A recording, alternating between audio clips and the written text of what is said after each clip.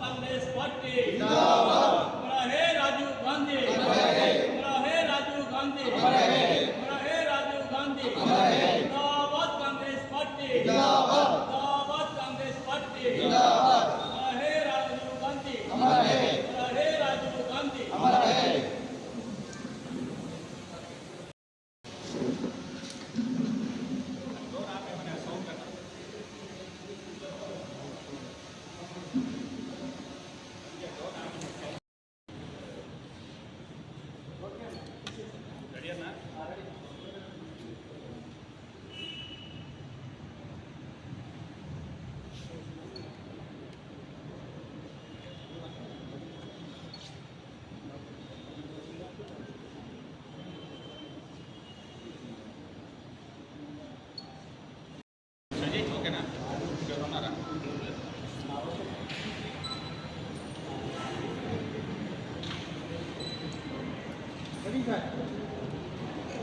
ఈరోజు నెల్లూరు జిల్లా కాంగ్రెస్ పార్టీ కార్యాలయం ఇందిరా భవన్లో స్వర్గీయ రాజీవ్ గాంధీ గారి 35వ వర్ధంతి సందర్భంగా ఇక్కడికి విచ్చేసినటువంటి కాంగ్రెస్ పార్టీ శ్రేణులకు అదేవిధంగా మీడియా మిత్రులందరికీ కూడా ధన్యవాదాలు. రాజీవ్ గాంధీ గారు ప్రధానమంత్రిగా ఉన్నప్పుడు ఐటీ విప్లవం అంటే ఇన్ఫర్మేషన్ టెక్నాలజీకి సంబంధించి ఈ దేశంలో పునాదులు వేసినటువంటి వ్యక్తుల్లో రాజీవ్ గాంధీ గారు ప్రముఖులు. ఈరోజు ఈ భారతదేశం ఇన్ఫర్మేషన్ టెక్నాలజీలో కావచ్చు, సాఫ్ట్వేర్ రంగాల్లో కావచ్చు ఇంతలా ఉందంటే ఆనాడు కాంగ్రెస్ పార్టీ తీసుకున్న నిర్ణయాలు. అదేవిధంగా పంచాయతీరాజ్ వ్యవస్థలో సంస్కరణలు తీసుకొచ్చి 73వ 74వ రాజ్యాంగ సవరణలతో సర్పంచులకు అధికారాలు ఉండాలి అని సర్పంచులకు అధికారాలు కల్పించినటువంటి వ్యక్తి కూడా రాజీవ్ గాంధీ గారు. ఈరోజు 18 ఏళ్ళకి ఓటు హక్కు కావచ్చు, 21 సంవత్సరం నుంచి 18 ఏళ్ళకి తగ్గించింది కూడా రాజీవ్ గాంధీ గారి హయాంలోనే యువకులకు ఓటు హక్కు కల్పించింది. అదేవిధంగా స్థానిక సంస్థలకు సంబంధించి 33% మహిళలకు రిజర్వేషన్ ఉండాలని నిర్ణయాలు తీసుకునేది కూడా రాజీవ్ గాంధీ గారి హయాంలోనే అనేటువంటి విషయం ఈరోజు దేశ ప్రజలందరూ కూడా గుర్తుపెట్టుకోవాలి.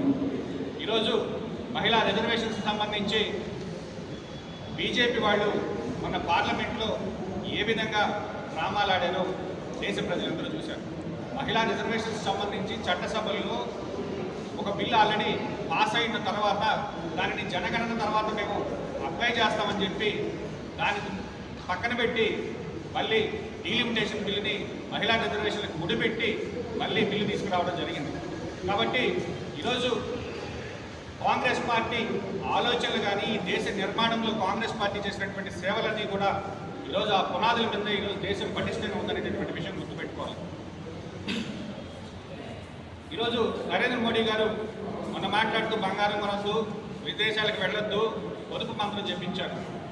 ఆయన మాత్రం ఈరోజు విదేశాల్లో ప్రధానమంత్రుల దగ్గరికి వెళ్ళి చాక్లెట్లు ఇచ్చి ఫోటోలు తీసుకుంటే ఈరోజు ఇంటర్నేషనల్ మీడియా నవ్వుతుంది.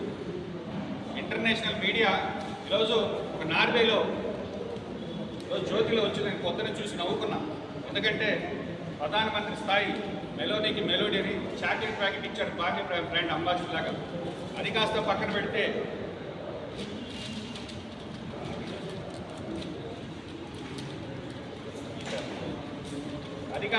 పెడితే ఒక కార్టూన్ వేశారు నరేంద్ర మోడీ గారి కింద. ఇంటర్నేషనల్ మీడియా కార్టూన్స్ వేసుకుంటుంది. అది కూడా మన పేపర్లో రావడం చూసి అవ్వుకోవాల్సి వస్తుంది.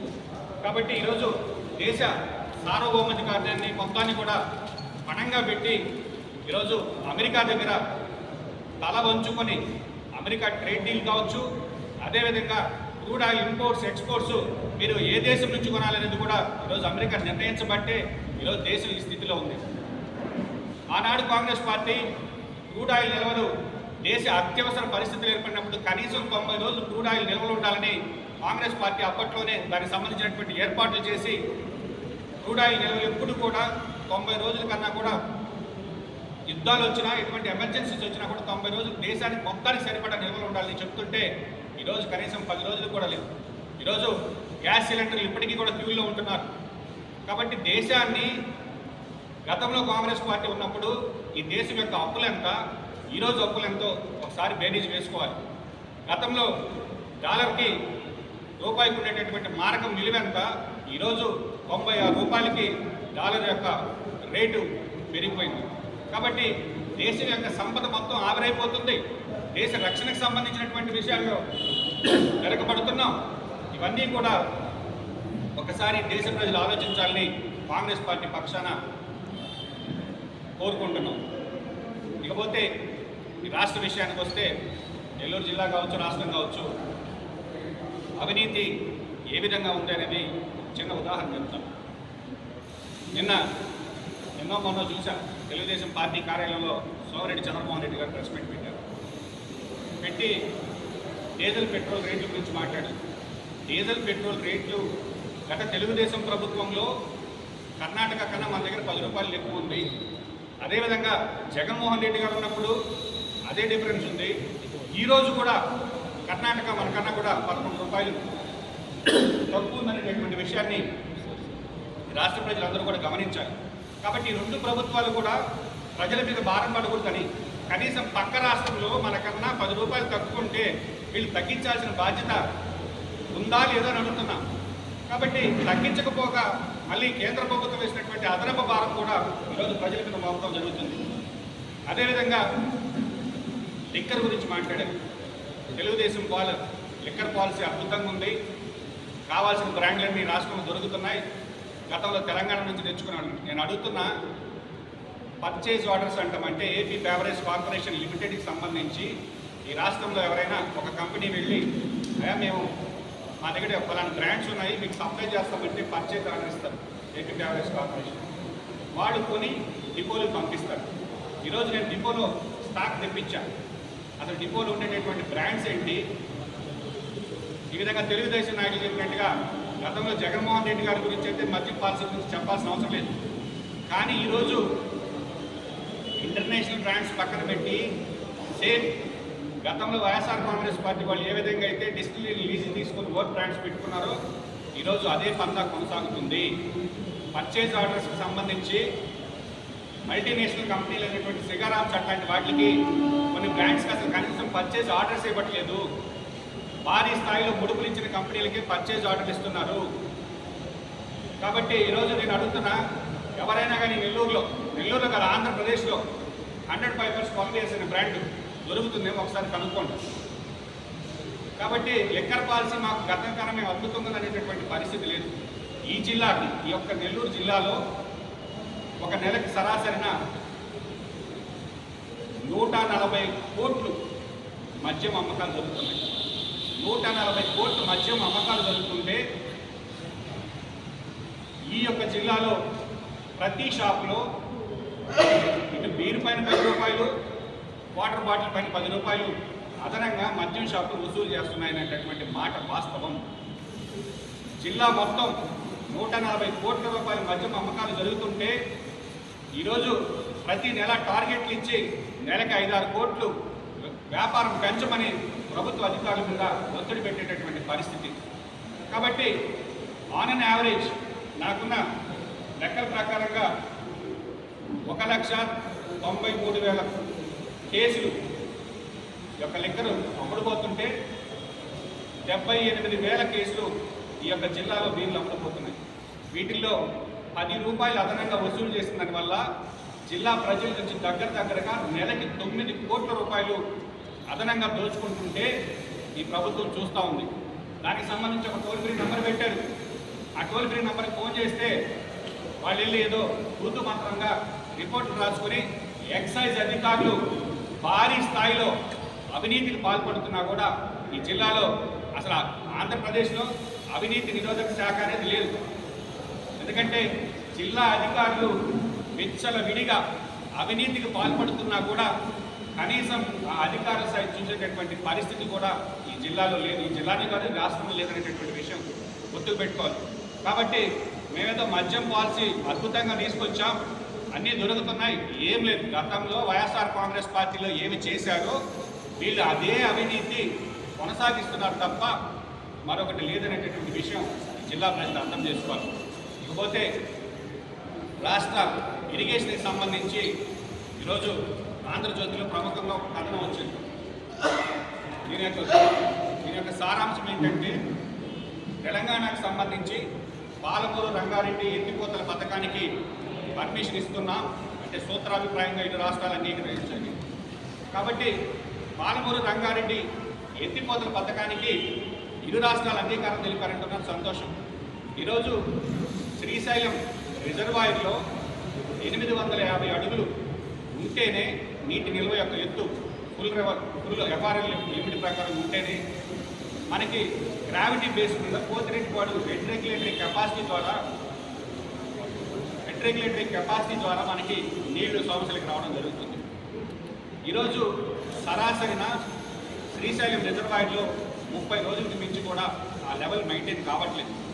అదే 2023 లాంటి కరువు వచ్చినప్పుడైతే దాని పరిస్థితి మరింత దారుణంగా ఉందని జగన్మోహన్ రెడ్డి గారు ఈ యొక్క ఏదైతే ఇప్పుడు YSR Congress party Rayalaseema lift irrigation మీద రాద్ధాంతం చేస్తుందో, కనీసం అంతర్రాష్ట్ర నదీ జలాల పంపిణీ విషయంలో ఎటువంటి అనుమతులు లేకుండా, అదేవిధంగా ల్యాండ్ ఎక్విజిషన్ సంబంధించి కావచ్చు, ఫారెస్ట్ క్లియరెన్స్ కావచ్చు, ఇవేమి లేకుండానే టెండర్లు పిలిచి 1000 కోట్లు ఖర్చు పెట్టారు.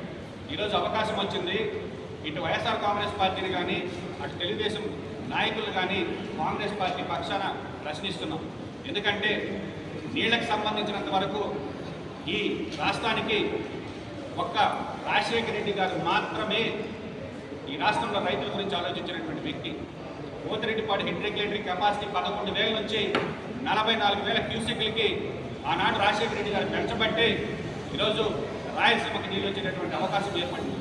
కాబట్టి ఈరోజు కృష్ణా నది మీద తెలంగాణలో ప్రాజెక్టులకి ఎత్తిపోతల పథకానికి అనుమతి ఇస్తుంటే రాయలసీమకు సంబంధించి రాయలసీమ లిఫ్ట్ ఇరిగేషన్కి కేంద్రం మీద ఒత్తిడి తెచ్చి అనుమతులు తీసుకోవాల్సినటువంటి అవసరం ఉందని చెప్తున్నాం. ఎందుకంటే శ్రీశైలం రిజర్వాయర్లో మనకి నీటి నిల్వ యొక్క ఎత్తు 800 కన్నా కూడా తక్కువ ఉన్నప్పటికీ రోజుకు 3 టీఎంసీ లెక్కన మనం లిఫ్ట్ చేసుకోగలిగితేనే ఒక నెల్లూరు, ప్రకాశం, రాయలసీమకు సంబంధించినటువంటి నీటి కొరత తీరుతుంది. కాబట్టి ఈరోజు తెలంగాణలో మీరు ఎత్తిపోతల పథకానికి కృష్ణా నది మీద మీరు పర్మిషన్ ఇచ్చేదానికి కేంద్ర జలశక్తి శాఖ సూత్రాభిప్రాయంగా అంగీకరించిందని పేపర్లో చూస్తున్నాం. కాబట్టి ఆంధ్రప్రదేశ్ రాష్ట్ర రైతాంగం పక్షాన, అదేవిధంగా రాయలసీమకు సంబంధించి రైతుల పక్షాన స్పష్టంగా కాంగ్రెస్ పార్టీ డిమాండ్ చేస్తున్నాం. రాయలసీమ లిఫ్ట్ ఇరిగేషన్కి అనుమతులు ఇవ్వాలి. కాబట్టి ఈరోజు వైఎస్ఆర్ కాంగ్రెస్ పార్టీలో రాయలసీమ లిఫ్ట్ ఇరిగేషన్ సంబంధించి వాళ్ళు కేవలం ఏ అనుమతి లేకుండా ప్రాజెక్టు మొదలు పెట్టబట్టే ఈరోజు ఈ విధంగా తయారు. ఆ రోజు మనకి ఎంపీలు ఉన్నారు, 22 మంది ఎంపీలు పెట్టుకొని కేంద్రం మీద ఒత్తిడి తెచ్చి ఆ ప్రాజెక్టుకు అనుమతులు తీసుకొచ్చుంటే ఈరోజు ఆ పరిస్థితి ఉండేది కాదు. కాబట్టి ఈరోజు పోలవరం ప్రాజెక్టుకి సంబంధించి రాష్ట్రం విడిపోయినప్పుడు 100% దానికి సంబంధించినటువంటి నిధులను కేంద్రం భరించే విధంగా ఈరోజు ఆంధ్రప్రదేశ్ రాష్ట్ర విభజన చట్టంలో పెట్టినటువంటి పార్టీ కాంగ్రెస్ పార్టీ 100% నిధులు ఇస్తుంటే కూడా ఈరోజు ఇప్పటికీ ఆ ప్రాజెక్టు పూర్తి కాని పరిస్థితి. కాబట్టి ఈ రాష్ట్ర రైతాంగం పక్షాన కాంగ్రెస్ పార్టీ డిమాండ్ చేస్తుంది, ఏదైతే ఈ యొక్క ప్రాజెక్టులు పెండింగ్ ప్రాజెక్టులు ఆనాడు రాజశేఖర రెడ్డి ప్రారంభించి ఇప్పటికీ పూర్తి కాని ప్రాజెక్టులు అన్నీ కూడా త్వరితగతిన పూర్తి చేయమని డిమాండ్ చేస్తున్నాం. కాబట్టి కాంగ్రెస్ ప్రభుత్వంలో మాత్రమే ఈ యొక్క రైతులకు సంబంధించి రాజశేఖర రెడ్డి గారు తీసుకున్న నిర్ణయాల వల్ల ఉపయోగం కలిగిందనేటటువంటి మాట వాస్తవం. కాబట్టి ఈరోజు మరీ దారుణమైన అంశం ఏంటంటే, కృష్ణా జలాల్లో ఇందాక ఎస్సీ గారిని అడిగా, సోమశేల ఎస్సీ గారు, కృష్ణా నికర జలాల్లో నెల్లూరు జిల్లాకు వాటా ఉందని అడిగితే 0. వరద జలాలు, మిగులు జలాలు పక్కన పెడితే నికర జలాల్లో మనకు వచ్చేటటువంటి నీళ్లు 15 టీఎంసీలు సోమశేలకు వస్తే ఆ 15 టీఎంసీలు కడలేరుకు పోతే కడలేరు నుంచి మద్రాసు పోతాను తప్ప కృష్ణా నదీ జలాల్లో ఈ యొక్క నెల్లూరు జిల్లా రైతాంగానికి నికర జలాల్లో వాటా కూడా తీసుకురావాల్సినటువంటి అవసరం ఉందని నెల్లూరు జిల్లా కాంగ్రెస్ పార్టీ తరఫున, అదేవిధంగా రైతాంగం తరఫున డిమాండ్ చేస్తున్నాం. కాబట్టి ఈరోజు ఈ రాష్ట్రంలో అవినీతి ఏ విధంగా జరుగుతుంది, నీటి ప్రాజెక్టుకి సంబంధించి మనం ఏ విధంగా ఉన్నాం, ఇవన్నీ కూడా ఒకసారి జిల్లా ప్రజల్ని అదేవిధంగా రాష్ట్ర ప్రజలను ఆలోచించుకుని వేడుకుంటున్నాం. కాబట్టి కాంగ్రెస్ పార్టీ జట ఈరోజు రాహుల్ గాంధీ గారు స్పష్టంగా ఆర్థిక మాంద్యం వస్తుంది, ఈ యొక్క ఇన్ఫ్లేషన్ ద్రవ్యోల్బణం పెరుగుతుంది, రేట్లు పెరుగుతున్నాయని ఒక పక్క హెచ్చరించినా కూడా పెడచవని పెట్టి ఈరోజు నరేంద్ర మోడీ గారు ఈ యొక్క పొదుపు మంత్రాన్ని పాటిస్తున్నారు. కాబట్టి ఈ రాష్ట్రానికి సంబంధించి కావచ్చు, ఈ రాష్ట్రానికి ప్రత్యేక హోదా రావాలన్నా, పరిశ్రమలు రావాలన్నా అన్నిటికీ కూడా ఒక కాంగ్రెస్ పార్టీతోనే సాధ్యం. బీజేపీతో కొట్లాడగలిగేటటువంటి సత్తా ఉన్న పార్టీ కాంగ్రెస్ పార్టీ. ఈరోజు ఈ రాష్ట్రంలో ఉండేటటువంటి బాబు, జగన్, పవన్, బీజేపీ అంటేనే ఆ మూడు పదాలుగా ఈరోజు రాష్ట్ర ప్రజలకు అర్థమైందని ఒకసారి ఆలోచించుకొని పెట్టుకుంటున్నాను. కాబట్టి ఈరోజు కాంగ్రెస్ పార్టీకి చేరికలు మొదలయ్యాయి. నిన్న కూడా నెల్లూరు నుంచి కాంగ్రెస్ పార్టీలో చాలామంది షర్మిలమ్మ గారి సమక్షంలో చేరడం జరిగింది. ఈ జిల్లాలో వైఎస్ఆర్ కాంగ్రెస్ పార్టీ కానీ, ఇటు తెలుగుదేశం కానీ ఈ రెండూ కూడా ప్రజలకి ఇబ్బందులు కలిగిస్తున్నాయి. ప్రాంతీయ పార్టీల వల్ల ఈ రాష్ట్రానికి కానీ దేశానికి కానీ ప్రయోజనం లేదని ఒకసారి జిల్లా ప్రజల్ని ఆలోచించమని. కాబట్టి ఈరోజు రాజీవ్ గాంధీ వర్ధంతి సందర్భంగా ఇక్కడికి ఇచ్చేసినటువంటి కాంగ్రెస్ నేతలందరికీ కూడా ప్రత్యేకంగా ధన్యవాదాలు తెలియజేస్తూ, ఏదైతే నేను ఈరోజు మాట్లాడానో ఆ అంశాల మీద ఖచ్చితంగా జిల్లా స్థాయి అధికారులు సమాధానం చెప్పాలని డిమాండ్ చేస్తున్నాను.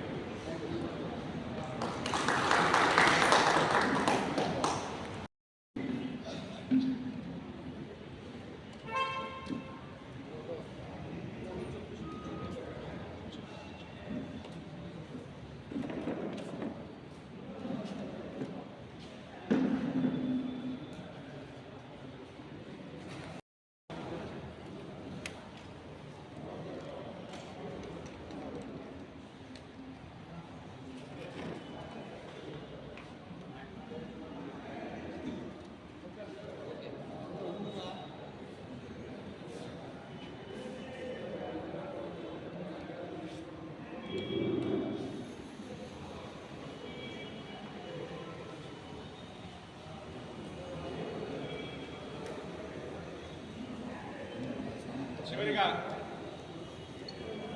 మొన్నటి రోజున చంద్రబాబు నాయుడు గారు కావలి నియోజకవర్గం నుంచి మత్స్యకార భరోసా రిలీజ్ చేశారు. నేను ఇంకా చంద్రబాబు గారు వచ్చారు, కావలి నియోజకవర్గంలో జగదత్తి విమానాశ్రయానికి సంబంధించి ఏమన్నా మాట్లాడతానేమో. ఈ నెల్లూరు జిల్లాకి నేను చిన్నప్పటి నుంచి ఎయిర్పోర్ట్ వస్తుంది అంటున్నారు. కానీ ఎన్నికలప్పుడు మాత్రం ఎంపీ అభ్యర్థిగా పోటీ చేసిన ప్రతి ఒక్కరూ మా యొక్క కాశీ నెల్లూరు జిల్లాకి ఎయిర్పోర్ట్ తీసుకురావడం అని చెప్తారు. ఈరోజు ఆ ఎయిర్పోర్ట్ పనులు ఎంతవరకు వచ్చాయో నేను ఇంకా దగదత్తికి వచ్చి ఏమైనా పరిశీలిస్తారని అనుకుంటున్నా. బహుశా నేను అనుకుంటున్నాను నా ఒక తెలుగుదేశం ప్రోగ్రాం వాయిదా పడిందో లేదనుకుంటే అక్కడ జరుగుతుందో. ఆ ఇఫ్కో సెజ్లో 8,000 ఎకరాలు సేకరించారు. ఎప్పుడు సేకరించారు? కనీసం ఒక మహానాడు జరుగుంటే అక్కడికి వచ్చే ఉన్న మొత్తం ఈ 2,500 ఎకరాలు నేను పరిశ్రమలు పెడతానని చెప్తారేమని ఆశించా. ఏమైనా వాయిదా పడిందని నాకు తెలియదు. కాబట్టి చంద్రబాబు గారిని, అదేవిధంగా జిల్లాకు సంబంధించినటువంటి తెలుగుదేశం నాయకుల్ని కాంగ్రెస్ పార్టీ పక్షాన అడుగుతున్నాం. నెల్లూరు జిల్లాకి ఎయిర్పోర్టు ఎప్పుడు తీసుకొస్తారు? అదేవిధంగా ఇఫ్కో సెజ్కి సంబంధించి ఆ 2,500 ఎకరాల్లో 2,500 ఎకరాలు రైతులు ఇచ్చి రైతు బిడ్డలకు ఉద్యోగాలు వస్తాయనుకుంటే కనీసం పరిశ్రమ స్థాపనకు సంబంధించి కూడా ఎటువంటి ప్రణాళికలు లేవనేటటువంటి విషయం అర్థమవుతుంది. కాబట్టి ఇఫ్కో సెజ్లో పరిశ్రమలు తీసుకొచ్చి యువతకి ఉద్యోగాలు, నెల్లూరు జిల్లా యువతకి ఉద్యోగాలు తీసుకురావాలని కాంగ్రెస్ పార్టీ పక్షాన్ని డిమాండ్ చేస్తుంది.